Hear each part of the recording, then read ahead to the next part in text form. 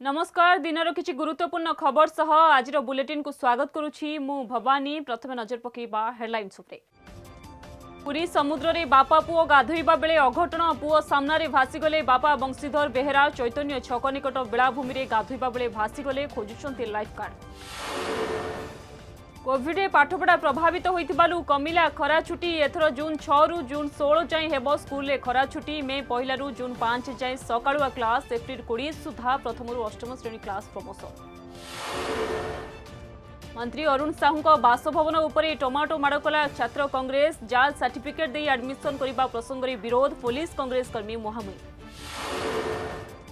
पंजाब रे प्रतिश्रुति पूरण कले मुख्यमंत्री भगवंत मान आसंता जुलाई 1 रु मागणारे मिलिबो 300 यूनिट बिजुली निर्वाचन इस्ताहार रे घोषणा करितला आम आदमी पार्टी। पश्चिमबंग रे उपनिर्वाचन में भाजपा को सख्त झटका भाजपा ठारू आसन पोल छड़ाई आनिले टीएमसी प्रार्थी शत्रुघ्न सिन्हा बालीगंज विधानसभा रे बाबुल सुप्रियो आगुआ।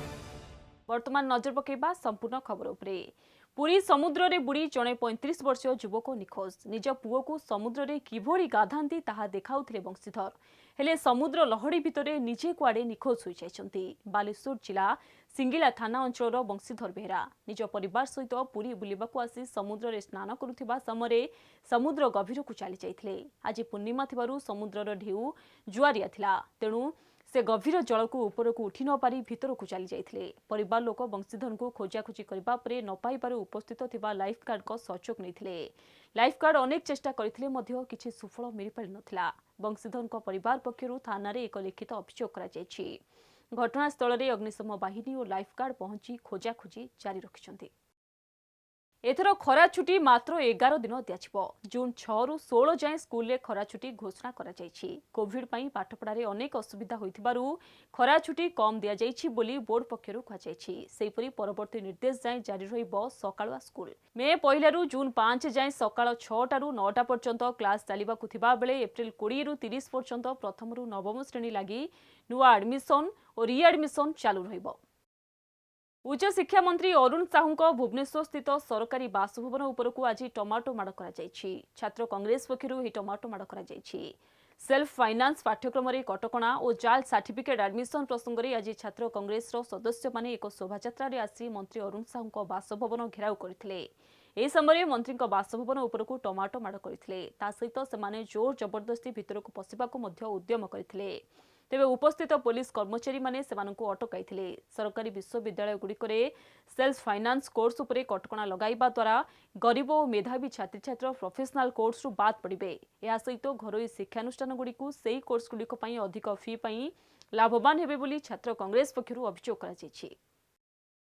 भुवनेश्वर लिंगीपुर एटीएम लूट घटना रे बांग्लादेश लिंक स्पेशल स्क्वाड पंचारे 2 आंतराज्य एटीएम लुटेरा बेंगलुरु 2 बांग्लादेशी एटीएम लुटेरा को गिरफ कला कमिशनरेट पुलिस। 2 अभियुक्त हेले बांग्लादेश खोकन मुला एवं मिराजुन मेहबान मुला।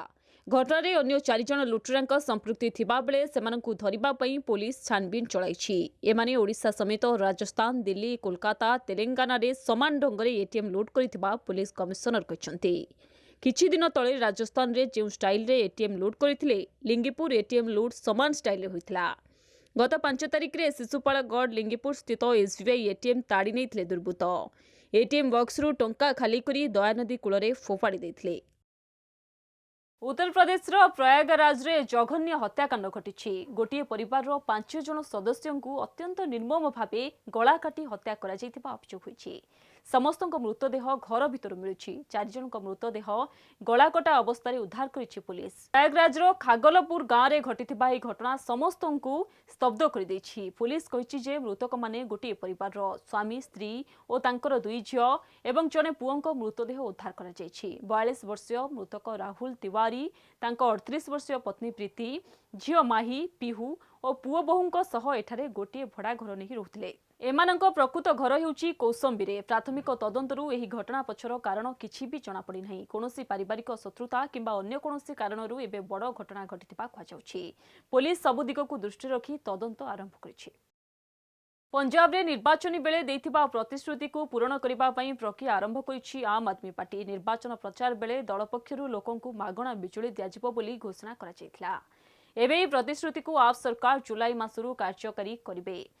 जुलाई मास ठारू लोकंकु 300 यूनिट जाए बिजुली खर्च पई कोनोसी प्रकारर टंका देबाकू पड़िबो नहीं। भगवंत मान को नेतृत्वाधीन आप सरकार ठीक मासक तले पंजाब रे कार्यरत आरंभ करथिले। क्षमतारे रहिबार मासक परे आप सरकार निजर प्रतिश्रुति पूरण पर्व आरंभ करछंती। प्रथम पदक्षेप स्वरूप जुलाई 1 रु समस्त को 300 यूनिट जाए बिजुली मागणा मिलिबो। एहा परे पर्यायक्रमे आप देथिबा बाकी प्रतिश्रुति को पूरण कराजिबो। पंजाब को 1 नंबर राज्य करबा ही आपर लक्ष्य बोली दल पक्षरु कहाଯାଇଛି। मागणा बिजुली व्यतीत गत मासरू पंजाब सरकार घर दुआरे राशन पहुंचाइबा व्यवस्था लागू करथिले। निर्वाचन बेले एपरि व्यवस्था लागू हेबो बोली आप आवाहक अरविंद केजरीवाल पंजाब लोकमानकु कहिथिले।